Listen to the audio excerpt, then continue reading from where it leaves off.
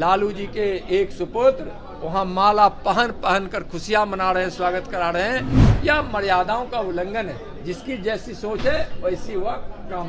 किसी भी पार्टी का हो, यह बहुत आपत्तिजनक है और आज ही नहीं हुआ है, रोज हो रहा है। जब से तेजस्वी जी और नीतीश जी की सरकार बनी है उस समय से रोज हत्याएं हो रही है। नमस्कार, मैं शिवम प्रेरणा, आप देख रहे हैं तथ्य भारत। दयानिधि मारन के बयान के बाद से बिहार की सियासत में भूचाल सी आ गई है और इसी कड़ी में बता दें कि केंद्रीय राज्य मंत्री यानी कि नित्यानंद राय का भी अब बयान सामने आया है, जहां पर उन्होंने इस बयान को तुष्टीकरण की राजनीति करार दिया है। उन्होंने साफ साफ कह दिया है कि उत्तर भारत और दक्षिण भारत को बांटने की कोशिश हो रही है। हालांकि उन्होंने ये भी कहा कि जिस तरीके से ये बयान दिए हैं हमारे प्रधानमंत्री नरेंद्र मोदी का, तो यही सपना है कि हमारा भारत स्वस्थ हो और स्वच्छ हो। हालांकि जिस तरह से ये बयान दिया जाता है ये कतई सही नहीं है और उन्होंने क्या कुछ कहा है वो भी सुनिए। यह कहना बिहार यूपी के हिंदी भाषी लोग आते हैं और यहाँ शौचालय और सड़क साफ करने का काम करते हैं। दयानिधि मारन जी माननीय प्रधानमंत्री आदरणीय नरेंद्र मोदी जी के नेतृत्व में एक भारत श्रेष्ठ भारत का निर्माण हो रहा है और आज वैसे सफाई कर्मी पूजे जाते हैं। माननीय प्रयागराज में सफाई करने वाली बहनों का पांव पखाड़े थे। आज जो स्वच्छता अभियान में लगे हुए हमारे भाई बहन हैं उसका सम्मान प्रधानमंत्री जी करते हैं, बढ़ाए हैं और आज अपमानित कर रहे हैं। यह तुष्टीकरण की नीति है। उत्तर भारत और दक्षिण भारत को बांटने की यह बात दयानिधि मारन सुन लीजिए। अब यह भारत नरेंद्र मोदी का भारत है। यहाँ कोई भी भेद पैदा नहीं कर सकता। सबका साथ, सबका विकास और न्याय और सम्मान के साथ यहाँ सारे काम हो रहे हैं। सबका सम्मान है, लेकिन आप अपमानित करने की कोशिश कर रहे हो उत्तर भारतीयों को, तो इसके लिए देश से माफी मांगना पड़ेगा।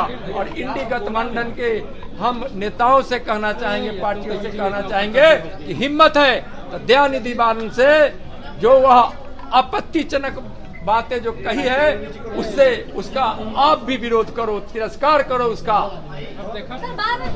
देखिए या कुछ वैसे उपद्रवी लोग हैं, चाहे वह राजनीति में ही काम कर रहे हो वह जिस प्रकार के लोग हो, इस प्रकार की बात वही करते हैं जो विभेद पैदा करना चाहते हैं। लेकिन मैं फिर दोहरा रहा हूँ कि नरेंद्र मोदी जी के नेतृत्व में एक भारत श्रेष्ठ भारत और आत्मनिर्भर भारत बन रहा है। यहाँ सबका सम्मान है, शौचालय साफ करने वालों का भी सम्मान है और सड़क बहारने वालों का भी सम्मान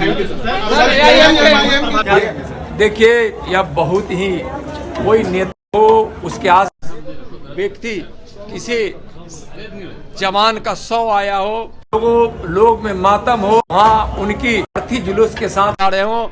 अब बगल में आरजेडी के एक नेता लालू जी के एक सुपुत्र वहाँ माला पहन कर खुशियाँ मना रहे हैं, स्वागत करा रहे हैं। यह मर्यादाओं का उल्लंघन है। जिसकी जैसी सोच है वैसी हुआ काम। लगातार अपराध का ग्राफ बढ़ा हुआ है। किसी भी पार्टी का हो, यह बहुत आपत्तिजनक है और आज ही नहीं हुआ है, रोज हो रहा है। जब से तेजस्वी जी और नीतीश जी की सरकार बनी है उस समय से रोज हत्याएं हो रही है। जब से इनकी सरकार बनी है 1 साल से ज़्यादा हुआ और 1 साल से ज़्यादा में ही 4000 से ज़्यादा लोगों की हत्या कर दी गई।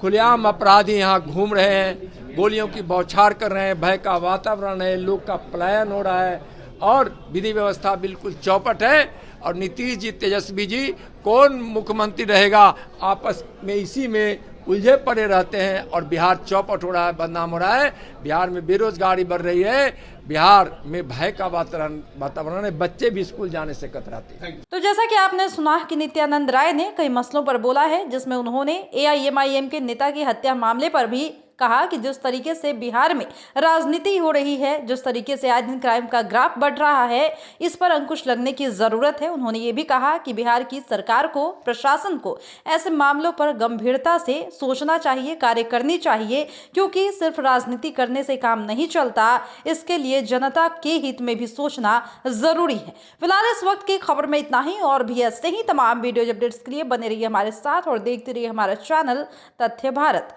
हमारे चैनल को लाइक कीजिए, सब्सक्राइब कीजिए, कमेंट कीजिए। हमारे वीडियोज पसंद आते हैं तो शेयर जरूर कीजिए। धन्यवाद।